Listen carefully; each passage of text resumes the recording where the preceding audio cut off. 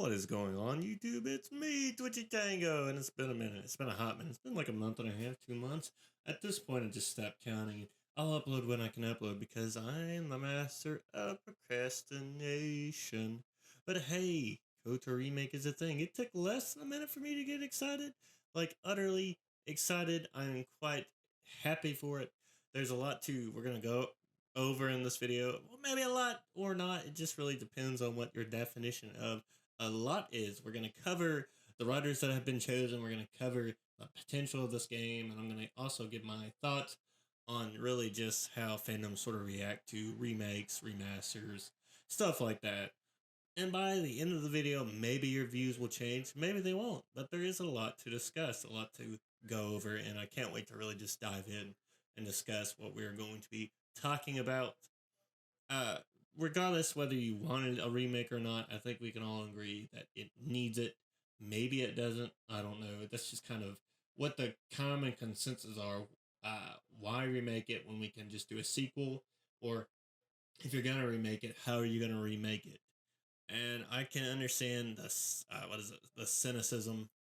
The cynicism. I think I'm saying that word wrong, and I can understand the lack of respect for anything Disney does, whether it's movies or games or what. But I am quite hopeful and optimistic. You know, I want it to be more Witcher 3 and less Cyberpunk 2077.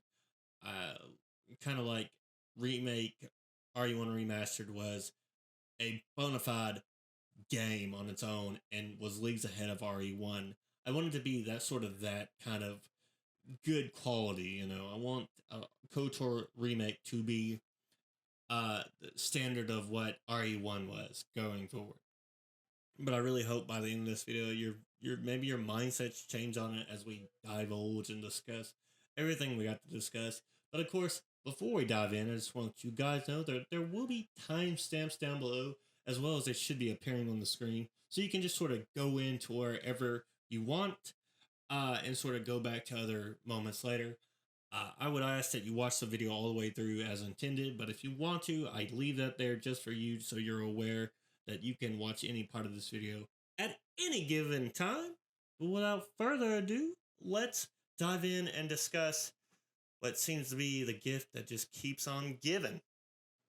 So this part of the video, we're just going to really touch base with the writers that are involved. The only one you probably were even remotely aware of is Sam Maggs, and that's because people have a tendency to clutch pearls and have a knee-jerk reaction to tweets this person made because she likes the sequels and then made a joke that no one realized was a joke.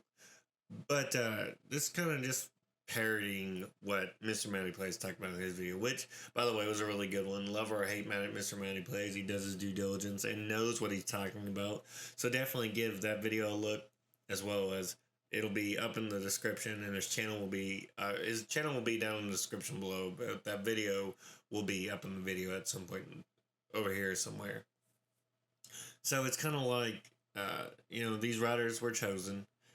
Some I'm absolutely optimistic for them working on it. Others are like, why is this person even coming close to a AAA title when their work says otherwise and contrary to the point? You've got Drew Kepshar, who worked on a bunch of BioWare stuff, most notably with the Mass Effect series. He gave us that Darth Revan book that I absolutely just completely damages Revan's character. So it's kind of like, mixed bagged, I guess. He also worked on Anthem, but he wasn't a lead writer, so maybe him not working on as a lead writer doesn't really show, his splendor as a writer. But again, I'm not a fan of the Revan book. I feel like it just bastardized his character. But we're going to just sort of work down the list of writers that Mr. Matty noticed and was able to really figure out.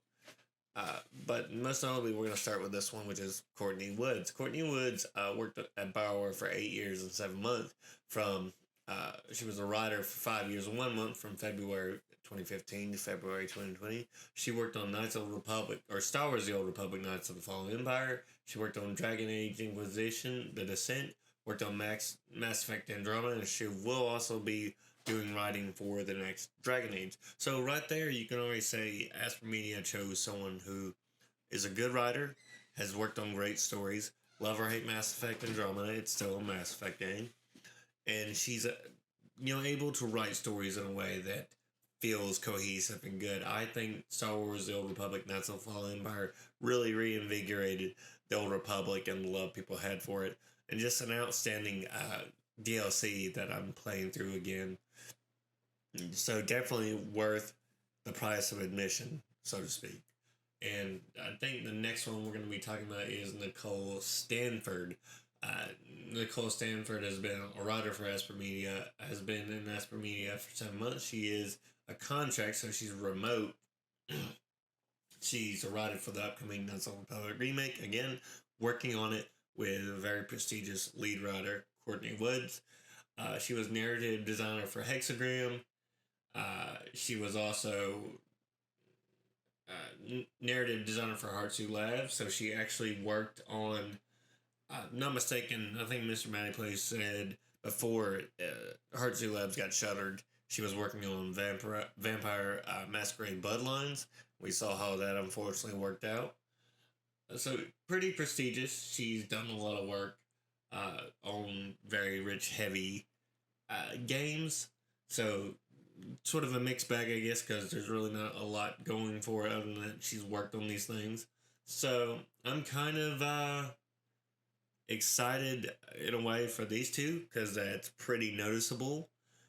And the last one, probably we're gonna really just focus solely on is Jessica Slowinski. So Jessica Slowinski will be writing on be a writer for Knights of the Republic remake, and well, this is where we sort of just kind of have concerns. She was a lead writer for Wicked Realm Games, which again was not mistaken, a mobile studio. Uh, she worked on things such as Star Trek Timelines. She worked on games such as SpongeBob Krusty Cook-Off. And she's worked on as a lead narrative designer for games like Game of Thrones Ascent, The Walking Dead March to War, and Archer Danger Phone. So not really someone I would put within the realm of a AAA title that is beloved by many. And I think that's sort of like, I guess they need different eyes and ears perspectives, but that's just like one perspective I didn't think would be something necessary. Because she doesn't seem like she really fits the bill of someone who should be working on a AAA title. And probably the most notable one that you're only aware of is Sam Maggs. And I'm not going to hate or despise Sam Maggs because people really got angry, clutching pearls about tweets of The Last Jedi. Or I think the only one I have really issues with is her patriarchy tweets. That's the only thing that seems like a genuine red flag. And even then, it just seems like straight trolling and really nothing too serious. That's just like Data Racer. I guess when he did those tweets out, he completely was unaware that it's not BioWare working on the game anymore. It's Asper Media and it's backed by Sony Interactive Entertainment. It seems like we have a tendency to have a knee-jerk reaction anytime there's a woman involved with anything. It's woke, it's SJWs, and we never entertain the notion that why is it always women that have to be woke and not men? Love or hate Drew, I think his work on the Revan story was just absolutely awful. I don't think he's going to be a bad fit, though. It's just kind of just all these writers working in and out. I don't think Sam Maggs is going to be a poor choice, but Sam Maggs has also worked things on the up and coming Call of Duty, Vanguard. She's working on up and coming things like Tiny Tina's Wonderland. Sorry, drew a blank. And then she's also worked on Ratchet and Rift Apart, which was kind of universally loved by many. So we can't really say she's bad for a franchise when she's got a pretty good list of work she's done, such as writing her own Captain Marvel comic books, working on the Mighty Nine Origins comics. So she's got a very prestigious look about her, and there's nothing truly wrong with that. I don't have concerns with someone like Sam Maggs, who's got room to talk, as opposed to someone who's only worked on mobile games that is being brought on to write for a AAA title that is unanimously loved by all. So Sam Maggs, I don't think is a concern. I think Courtney Woods is going to do a good job. I think Nicole Stanford is going to do a great job, and in what capacity Drew works, I'm sure he will do a fine job. But really, it's clutching at pearls. I think these writers, regardless how you feel about them, regardless whether you say it's woke or not, I don't think they're going to be a problem. I do have concerns how someone like Drew will treat Revan's character with how he treated Revan in his book. So it's just kind of like a thing I'm just worried for less about women writing it and how the whole collective works together. But that's it for this little segment. Let's just sort of dive into the next one. And I just generally want to hear your thoughts on the matter. What do you think of these writers? What do you think they're capable of doing? Do you think they're going to do a bad job? Ignore the fact that they're women. Don't give me that they're women, so it's obviously going to be woke. Give me real reasons why, even with some of their accolades, why it's going to be bad. And I'll see you in the next part. So let's jump into it. So we touch base with the writers. These are the only ones that we have been made aware of that are writing. I'm sure there's plenty more. There's usually several other lead writers. I think Courtney Woods has two people that are her seniors on the project, and there are several people from BioWare that originally worked on KOTOR, as well as people from BioWare that haven't worked on KOTOR that are helping with this game. So it's not like Asper Media was just given the reins and Sony was like, you know what, do your best. Don't get any help from anyone else. So the fact that there will be veteran writers and veteran developers working on this, it does give me a bit of hope. But again, it wouldn't be me discussing a video if I wasn't generally hopeful for the potential for this remake. Considering where technology was in 2003, or well, even before that when this game was being developed, as to where we are now, the potential is kind of insane once you think about it. The way we build worlds now is completely different. The way we build character models is completely different. The way plant life and animal life react to you as a character is completely and totally almost uncanny valley, I guess. It feels a little too real. So it's kind of interesting to see where they could take this route with the remake, as well as just not adding they can add more side quests as well as add more to the planet. So one example would be for Terrace is adding to places like the Jedi Tower or expanding on the upper city and making it more to it than just that. Make multiple levels of Terrace as opposed to just having upper city, lower city, and under city. They could sort of add more variety, and you're not just going to hear random people walking in the background. You're going to see vibrant characters full of life and interacting with others. It'll feel very genuine and good. And I think that has me utterly hopeful and excited because of where technology is gaming wise with things like ray tracing 4K. The game will truly shine with how it looks and how the characters react to certain situations. One in particular situations where you deal with the xenophobe preaching how aliens are a scourge on the galaxy. Well, you could see a more genuine reaction from the guy when you're dressed up as a Sith, telling him, threatening him, sort of thing. So it's pretty interesting how you can sort of approach it. The characters we interact with will be a lot more vibrant. I have a feeling that, the dueling arena in Terrace will feel a lot more alive than it did in 2003. We'll see people in the crowd. We'll see their reactions. We'll be able to face Deadeye Duncan, Marl, all these great characters, and then face off in a death duel with Bendak Starkiller. And it'll feel like you're in an arena crowd full of people watching you take down this great baddie who's killed a bunch of people.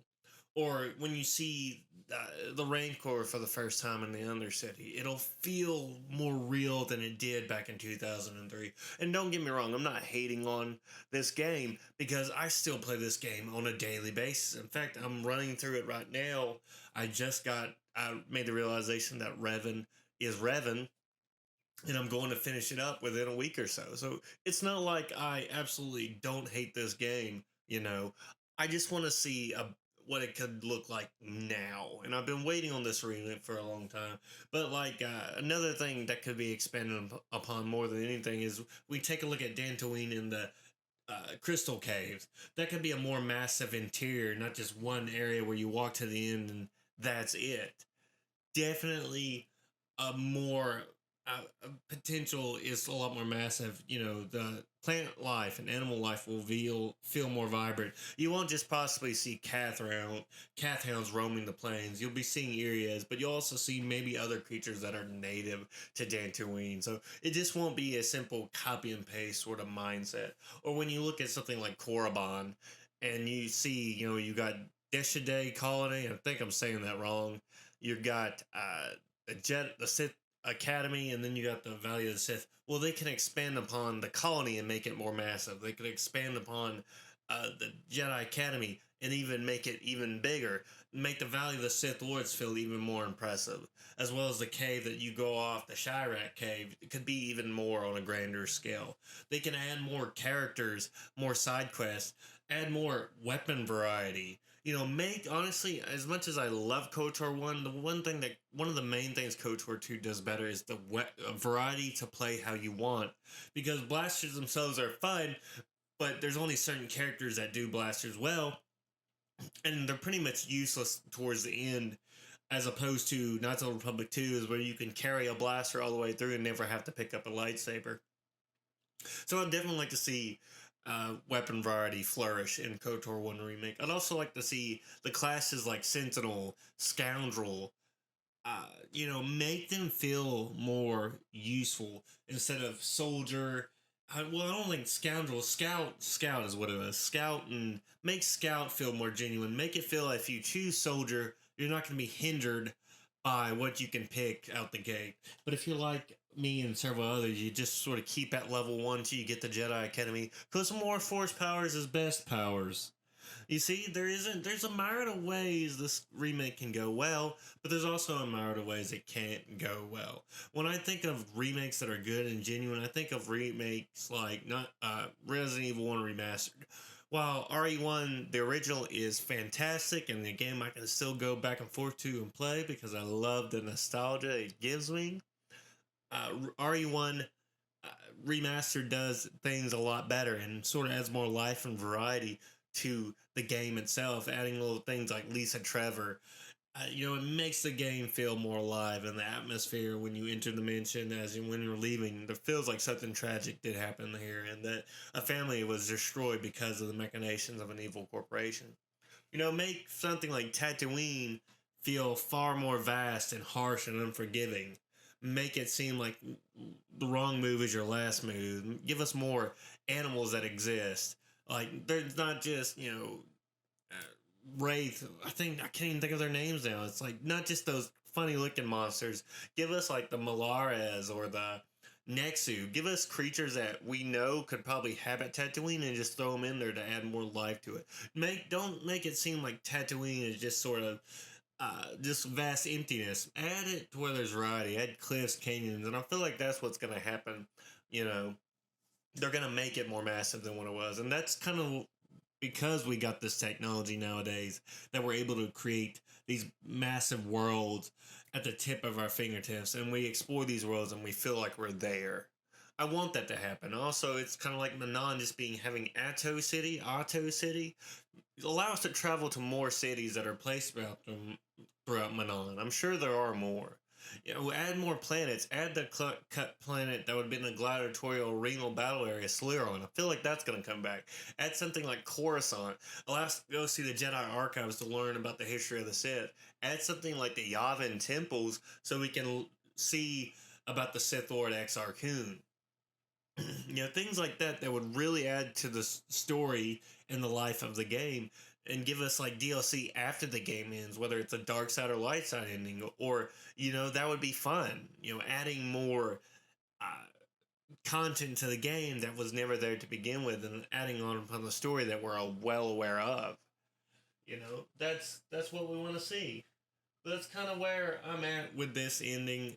So we're just gonna dive into my next moment, which is about the knee-jerk reaction fandoms had. So just let me hear your thoughts, what you think of that remake, the remake. Do you think the potential is there? Do you think what we have with the technology we have now is kind of insane? Let me know down below, and I'll see you in the next part.